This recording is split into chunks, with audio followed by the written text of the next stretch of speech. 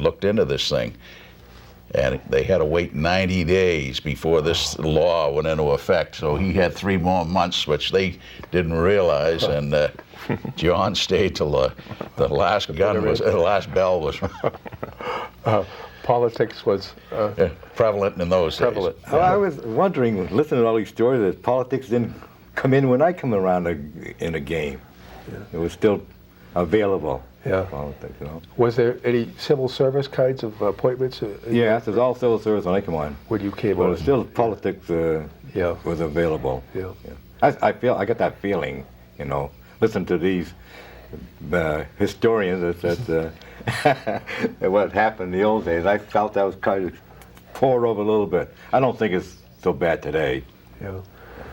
Yeah, well, you know, as we said earlier, if you wanted to advance in politics, according to what you've been telling me, it wouldn't have been to your advantage or disadvantage to become a fireman, you know, in those days. In those days. Yeah. How about if we talked a little bit about some of the various ways back in those early days that equipment was transported and brought to the fire scene? I would assume that you'd have to start way, way back with people just pulling the thing along. That's right. It was the hose cart. You'd have, the hose cart and the hand tubs were pulled by hand. Then finally someone got wise and says, why don't we put a horse on here? And they started pulling them by horses. My grandfather belonged to Hose 2 down there at the corner of Rantoul and School Street, and all they had was a cart. There was a handle that come out. There'd be a couple of fellas holding on. Then there'd be 2 ropes and probably 5 or 6 guys on each rope, and that's how you'd pull it to the scene of the fire. And I remember my Uncle Bud telling me that one of the first ice house fires, the general alarm went on and Hose 2 responded. They pulled that cart all the way up to Wenham Lake, and when they got up there and reported to Chief Grant, he told them, that's all right, fellas, take the cart and go on back home. And but when they get up to the point of utilizing horses there, in the very first days, you didn't have the horse in the fire station all day long. The setup, some of the old timers related to me, was that you'd go out and utilize those horses on the public works jobs. I see. And if the whistle blew, the driver would unhitch the wagon from the horse, get on the horse, ride it back to the firehouse, back him into the station, hook him up to the wagon, and off they'd go. So there was a little delay in response. I guess so. There certainly was. What happened, where do we go from the horse age, you know, Bob? Well, motorized, but I want to tell you a story about the horses. They had them on the steamers, you know, those Amherst steamers that, and if the fire was near the firehouse and the horses ran out with the steamer, they couldn't get enough fire going. The fire wouldn't burn hot enough to create steam, so they would have to race the horses around the block 3 or 4 times to create a draft to get the fire going, to create the steam, and the steam operated the pump, and so you can see it was all about. And when did they call the fellows? And they called them fire laddies. The fire laddies. Yeah. That must have been a sight, though, to see one of those coming down the street. Oh, yeah, that was charge. Belching smoke out of it, and those horses running at full speed. Wow. Did they have an alarm system back in those early days? Are you aware of any kind of... The only alarm system they had back then was bells on the church and steam whistles down at the shoe factories down on Rantoul Street. I see. So, in other words, when the fire was reported, the whistles would go off, and the firemen would be directed to the fire by the number of whistles, the call of I don't quite understand how they did it before they had a numerical system. Yeah. It seemed like anyone, if they discovered a fire, anyone could run in the church and ring the bell like hell, and everyone would come running.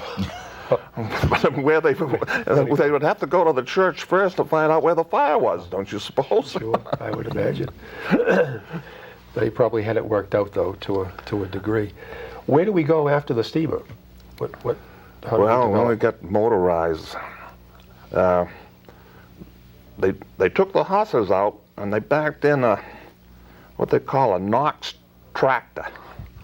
It was gasoline powered, and the ladder truck, they took the hosses off of that and they put in a tractor, gasoline tractor in front of that, but the steering wheel was only one wheel. 2 driving wheels and 1 wheel out front, like one of those John Deere tractors. They had the big drive shaft out there, you know, and the guy would steer it.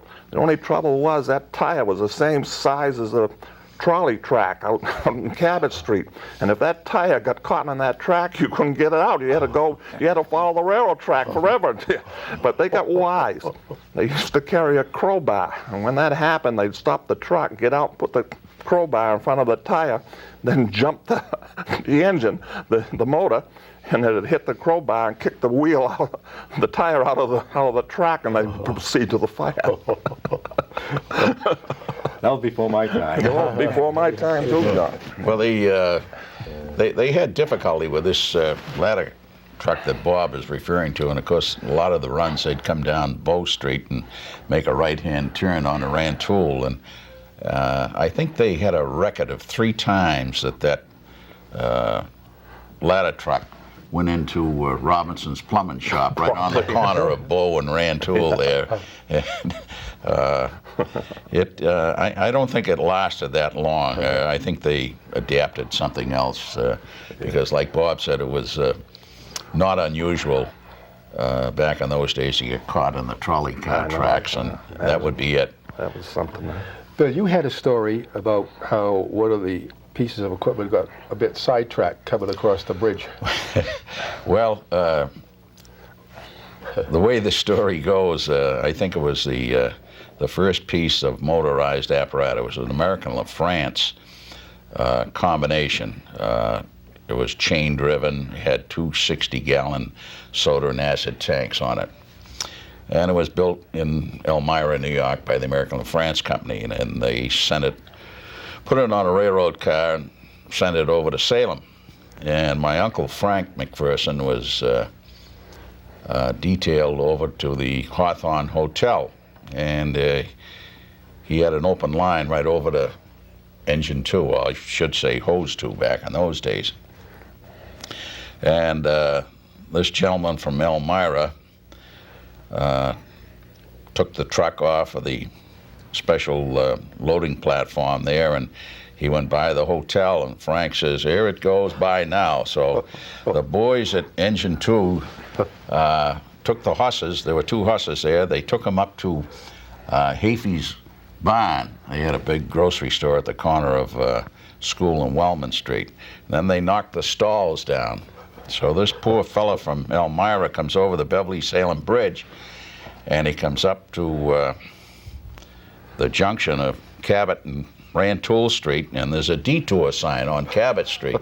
So, of course, he's driving the truck. He says, "Well, I got to go up here." And he comes up Rantoul Street, and here's the crowd. Everybody's there from Hose 2 and all the hanger-oners, as they used to call them, the social club there, and everybody's cheering, they're waving the flags. So this poor guy from Elmira says, "Well, this must be the spot." And sure enough, he backed it in, and they took him up to Hafey's house or somebody's house there, and they had a little libation, and I understand they carried him out and put him in a wagon and brought him back over to the Hawthorne Hotel.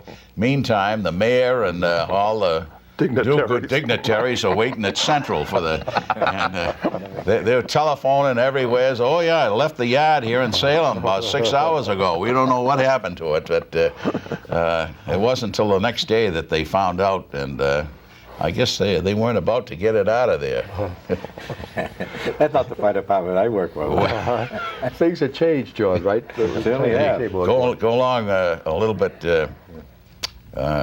sideline.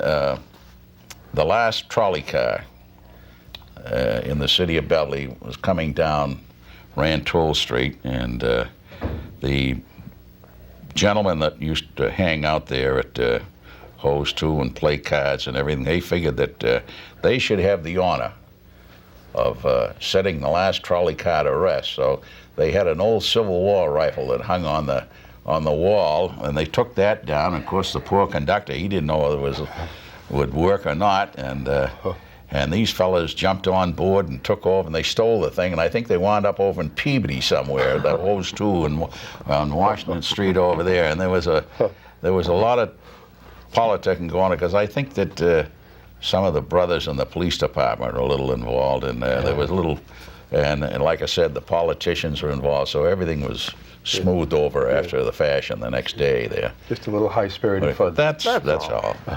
Well, they didn't have a cable in those days, so they had to make their own entertainment. Bob, tell me this: was it true, as you were saying, that you had to be able to drink rum to be a good fireman? No, it helped. That can't be my fighter pilot. John. Well, I can tell you a story. It was 1900. This is a true story. 1900, night before the 4th, Beverly Farm Square. Everyone was there. They were shooting off firecrackers, and Eleanor Sears had her pistols out shooting them in the air, and Helen Frick was throwing 5-inch salutes around, and Neighbors Hall had a dance, and the band was playing, and there was a lot of spirits flowing. Well, down the street a little ways at the William Tweed estate, they were having a little private celebration down there themselves. And they sent a skyrocket up in the air, and it didn't go off, but it landed on the wooden shingled roof and rolled down in the gutter where it exploded. And a short time later, someone noticed there was a little fire up there on the roof. Well, this is a large house, a big mansion, 3 stories high. And at that time, a glass of water would have put it out. So someone said, we better send for the fire department. Up in Billy Farm Square, out goes the chemical wagon, followed by the steamer. The third unit out is a ladder truck. And for some unknown reason, the horses bolted. The hook and ladder swerved, hit the curbstone, broke the rear wheel, and ended up in Varney's drugstore window. Now they're down at the fire. Meanwhile, down at the fire's getting bigger and bigger. Well, the ladder truck will be here right away. We'll take care of it. Well, the ladder truck never came, so they sent to Beverly Central. Central ran all the way down there with those horses. They must have been exhausted. It must have taken them 20, 30 minutes to get Beverly Farms. By this time, the roof is burned off and everything's a total loss. Wow. Well, because the fire started on the roof, they had plenty of time, the neighbors, the firemen, and the Tweed family, to get all the valuables out of the house. So when the Tweed family returned to the scene the next morning, they found out the family silverware was missing. Well, the police determined that they were going to have an investigation. They were going to find out who stole the silver. Fire department was going to have an investigation. How come the ladder truck ended up in a drugstore window? Well, a couple days later, one of the call men returned the silverware, and he wasn't charged with anything, but his name was dropped from the rolls. And the investigation, as far as the fire department went, well, some said the horses bolted because of fireworks. Some said the driver was drunk. And after the fire department investigated, they found no cause, and everything was back to normal. Man, it was dropped. A great story. John, those surely were That's a different true days. story. Maybe was different days. They still celebrate the 4th of July in Beverly Farm. Oh, that's true. The That's celebration. true, yeah. But the fire service has changed a hell of a lot from what my buddy firefighter's been saying. When I came on, the big change on apparatus and a big change in techniques. We had the aerial ladder. We could put it up anywhere and rise for ventilation, firefighting, fire protection, exposures, and rescue. Very easy. One man could do it. The old ladders, they take about 3 to 8 minutes. Some ladders, a 50-foot ladder, I think it took 8 minutes, if I'm right, to raise. And I can't remember having it raised any place in the fire mic service. I can't remember ever raising it. Yeah. and he plays in the fire. Yeah. So that was a big difference, big speed. Yeah. Speaking of which, John, when you came on first year on the force, where were the fire stations in Beverly? Can you recall the sites of them? Yeah, I can say that West Street was where I started. Beverly Farms. Beverly Farm, Central, Engine 2, Yep. which should have been closed down years before, Ryle Side, North Beverly, and Centerville. Did I miss any? 6, I think there was 6. Yeah. Because Centerville is gone and Engine 2 is gone. I guess there's 3 left now. And there are 3 left, yeah. Yeah. And I was just reading in the paper, was it tonight? We're taping here on January 31st, 1995, ladies and gentlemen, that they're thinking of the Central Fire Station no longer being central anymore. That could be possible. Change might have to come very soon to place it in another area of Beverly. What do you think of that, Bob? Do you think that's a I've possibility? advocated that years and years ago. It Yeah. should be down at the corner of McKay and Elliott Street.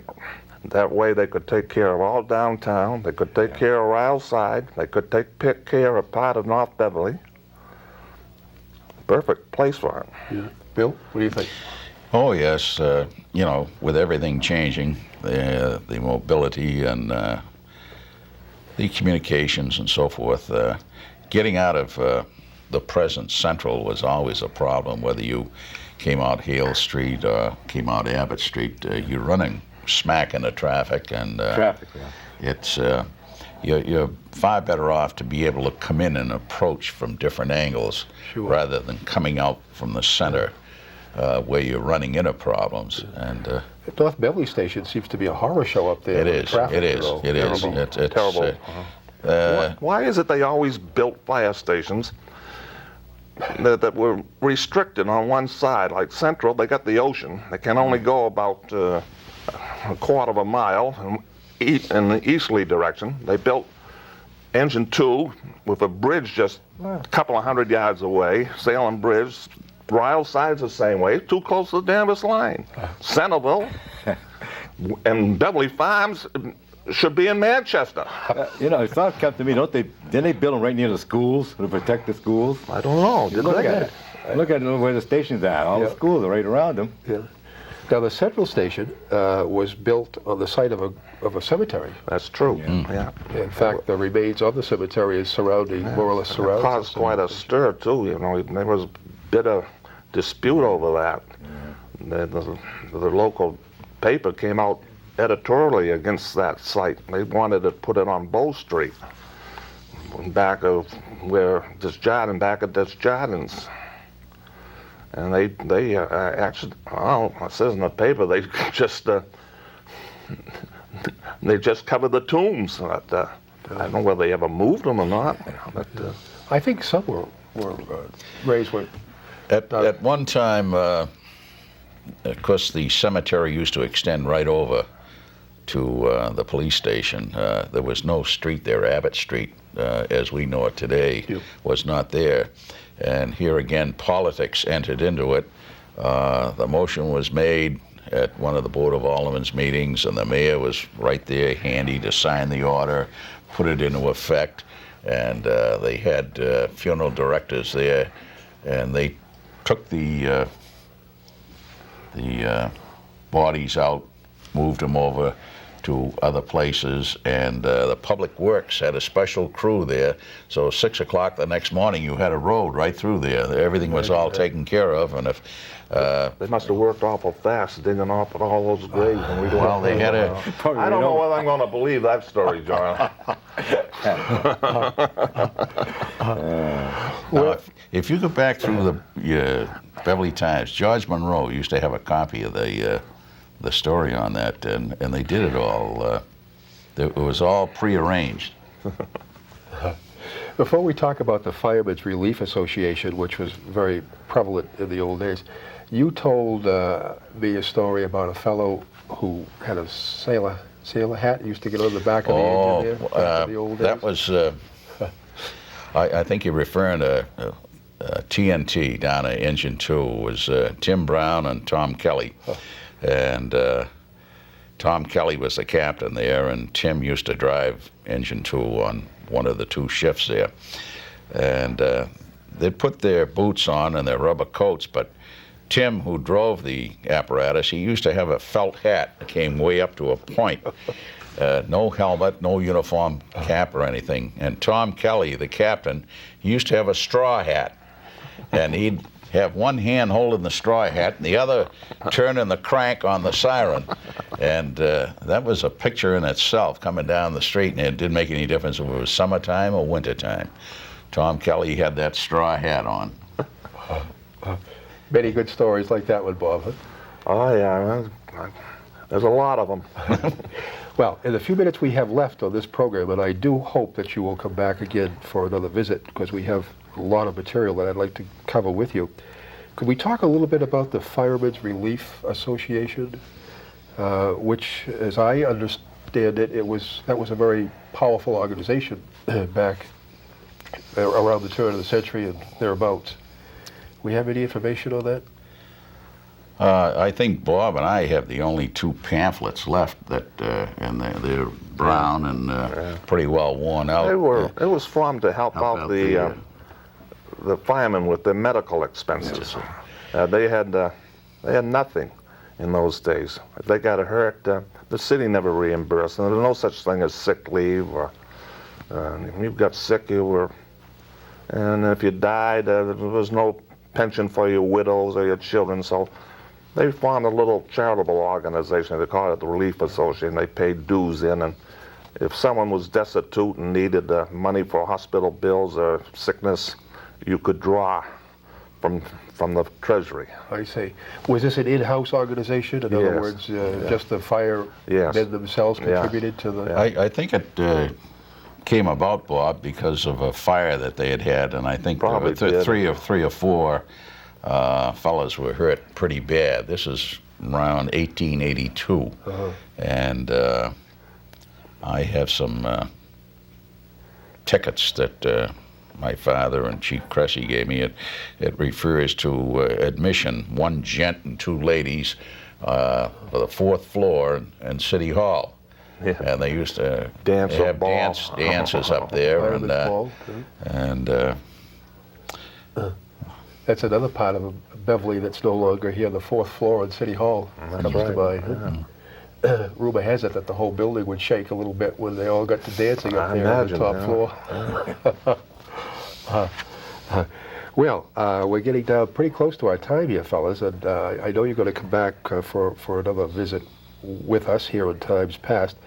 Could we talk just for a minute about pay, salary scales, or call them what you will back in your day? I think that we have a little story here that we were reminiscing about the other night, making reference to that large sum of money that we all received, $100 a year, call men, and I think it was it 47, Bob? We went to City Hall, and Bob here was our spokesman. We packed City Hall. We got just about every call man in there that we possibly could, and the aldermen looked around. They just shook their head. They knew they were in for it. We were really going to give it to them. So Bob was up there expounding as to why we should get a pay raise to $125 a year for answering all the alarms 24 hours a day, and he was really zinging it to the aldermen there, and they were squirming around, and all of a sudden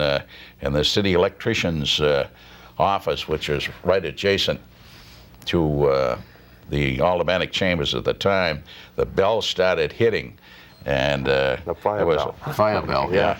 And it was a building going pretty good down there. I think it was on Central Court, wasn't it, Bob? Yeah. And so, of course, naturally, we all piled out of the aldermanic chambers. They were left all alone. The timing couldn't have been perfect. And one of the aldermen turned around and looked at us going out the car, and he says, "Saved by the bell," once again. So.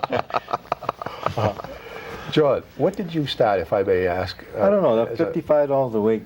55? Oh, we got 40 when we 40? Yeah, because I know was making 45 at the shoe and took a $5 pay cut to come on the job. Yeah. I thought it was 55. I was 40. Probably correct. So that was a. Were there benefits of any kind, insurance policies, or? We had vacation. I think the union gave us sick leave. I don't think we got. Union came a big part of this now, of getting benefits. They had a big part of what came later on. The big money started, or the better money started Yes. once you became unionized. Yeah. Yeah. Bob, anything to add to that, or salary-wise, or can you recall what you used to bring home for groceries during those early years? Oh, I can't remember. But you were What was it? underpaid. What was for it? sure. I think another thing that's significant, when we first came on the job, if we were out sick, we didn't get paid. That was it. You got docked a day's pay. And it wasn't until a few years later on that times improved, and there was a state statute put through that if you got injured on the job, you receive your regular week's pay. Yeah. But Now, a lot of fellas worked at the shoe and were called firemen. And how did that work out? They obviously had to leave their job over there, go off to the fire. Yeah. Do you suppose they were compensated by the? well, the United Shoe, Bob and I were both callmen, and we responded from the shoe, and it was an unwritten rule that they took care of our pay. We didn't lose any money by responding to a fire. That was one of the benefits. The embarrassing thing was they had an alarm system all throughout the United Shoe, and when the fire alarm sounded, the bells all through the United Shoe would sound, tapping out the box Nice. number. And everyone would give us a cat call when we walked out, and sirens and bells would ring, and they'd make woo! And we'd walk out there with red faces. Well, we have to go at this point in time. We're running out of time, and for this evening, that is. And retired Deputy Fire Chief John Ambrefe and Robert May and Bill William McPherson, I thank you so much for coming on. This has been a delightful hour, fellas, to Been our chat pleasure. with you. And perhaps we can come back and talk a little bit more about the early days of the fire department, bring along some good stories, and see where this all leads down the road a piece. So we thank you very much for coming on. Thank you. Welcome. And this is Ed Joseph saying that we hope you enjoyed our program this evening, and we sure hope that we'll be back with you with Bill and Bob and John very, very shortly for another edition of Beverly's Times Past. Good night for now.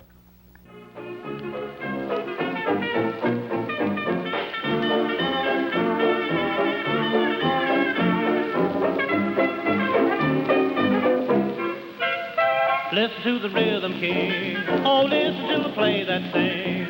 Lord, Lord, he's some sensation. Oh, listen to the saxophone laying on a minor tone. My, sweet syncopation. It makes you rock like a chair, heats up the air. Oh, it's just like wine. While you quiver and shake, he plays the break, wrinkles up your spine. Pretty music so intense. Hold your feelings in suspense. Lord, Lord, listen to the rhythm king.